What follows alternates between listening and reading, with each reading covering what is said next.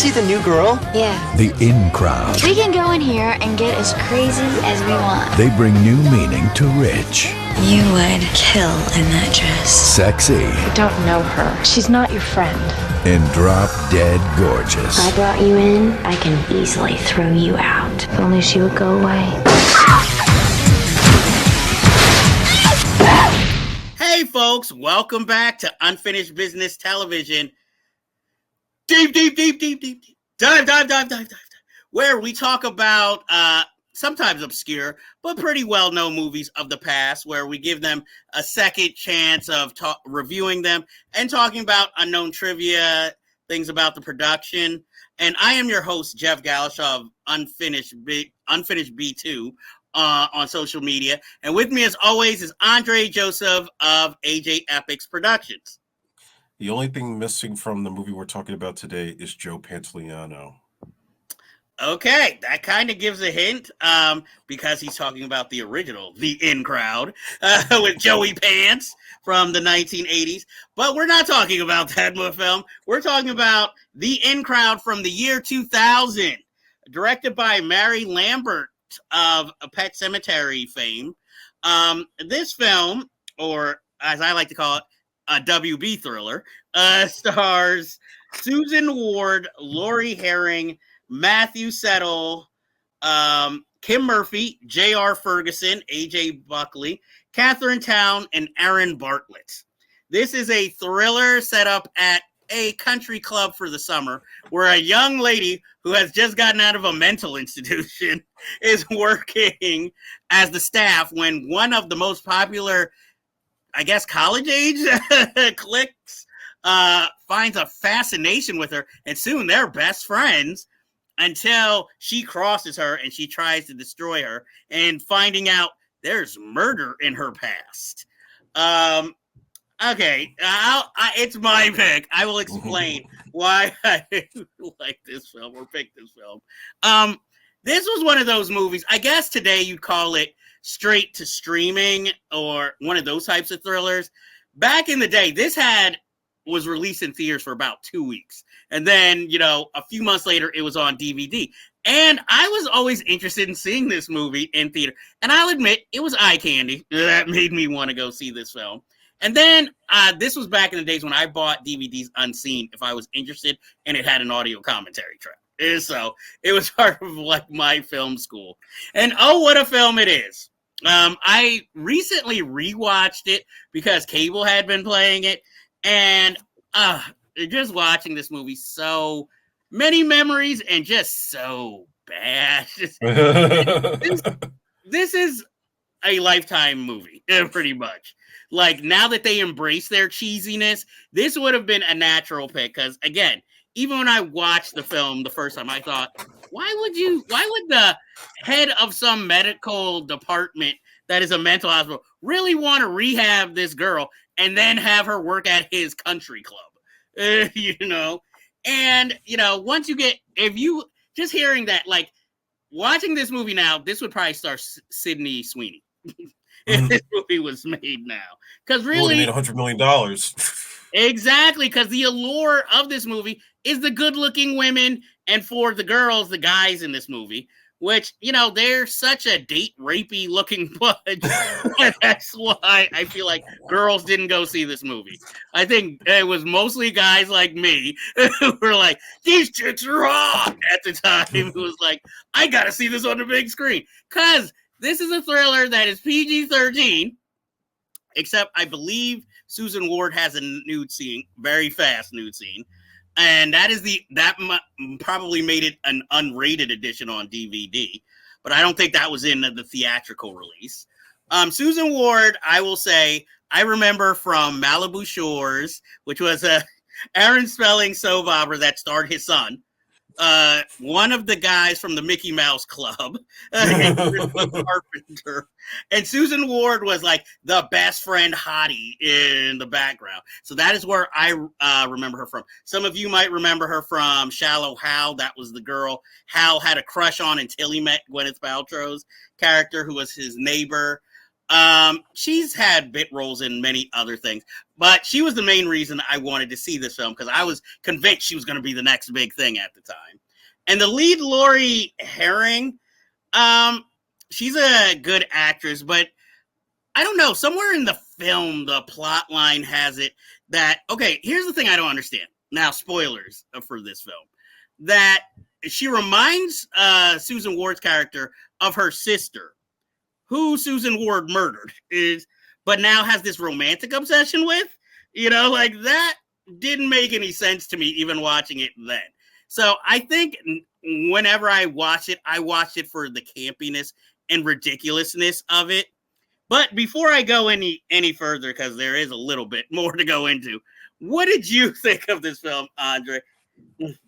I remember when it was advertised back in 2000, and it just looked like one of those, like you said, like a WB movie or TV show. Even reminded me of Melrose Place. Like, this is like Melrose Place, the movie, but with no stars in it. And it just never caught my interest. I mean, until you brought it up for a deep dive a couple of months ago, and I finally watched it.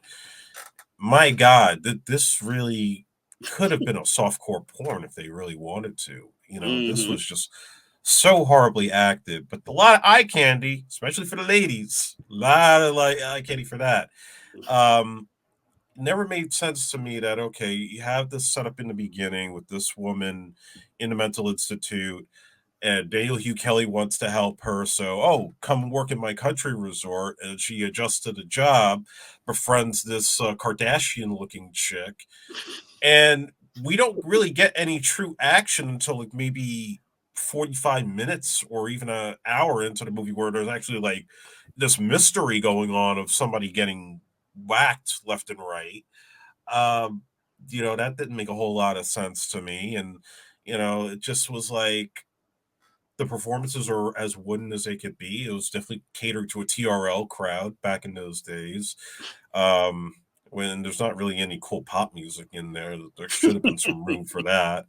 And nobody of note.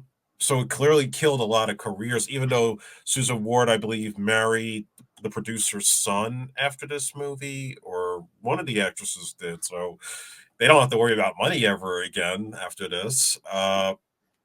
And I think there was supposed to be a sequel at one point that didn't happen. I can see why.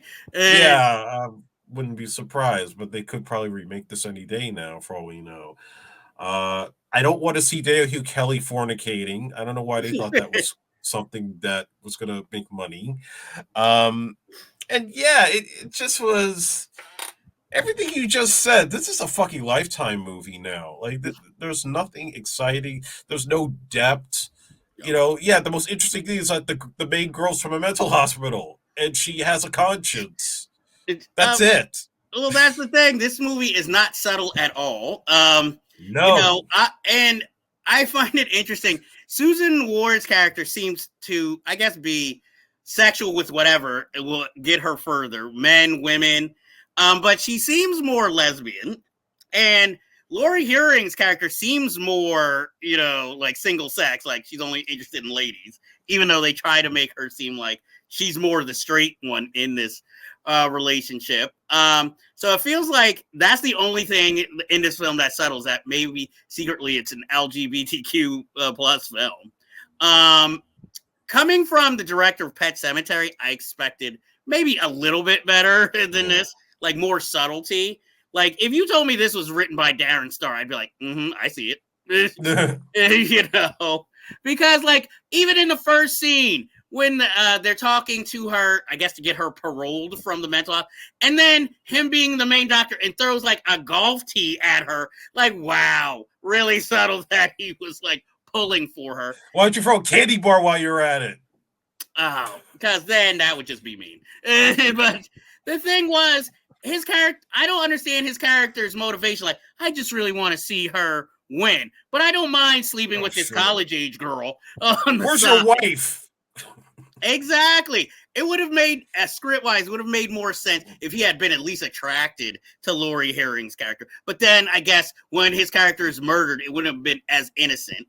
Then you murdered the pure out-and-out lesbian character who helped her kill her sister. And then you have this weird thing where because of a lost bet, this a guy's girlfriend willingly sleeps with the guy's best friend, and that's never really, given any closure, like how weird that situation was. And the only thing of note is that the character is played by Catherine Town, who for a while, the daughter of screenwriter Robert Town, was in everything that came out that year, it seemed like. She was in Evolution. She was in But I'm a Cheerleader. And of course, she'd be in this movie. And this is a film where I wanted it to be better than it was. But so many turns, it's like, fuck you, Jeff. I am who I am. Which is not good. Which might explain, some of my dates. This movie, I'm never going to say this is a good film, but it is. If you're looking for something just stupid, campy as hell, maybe to be under the influence, this would have make, when we go to Alamo and they're always showing either clips or, upcoming series of, bad films that came out in a certain year, this would definitely make the list. Because it's one of midnight cult movies. It should be, but I think, because it tries to stay earnest despite all its flaws.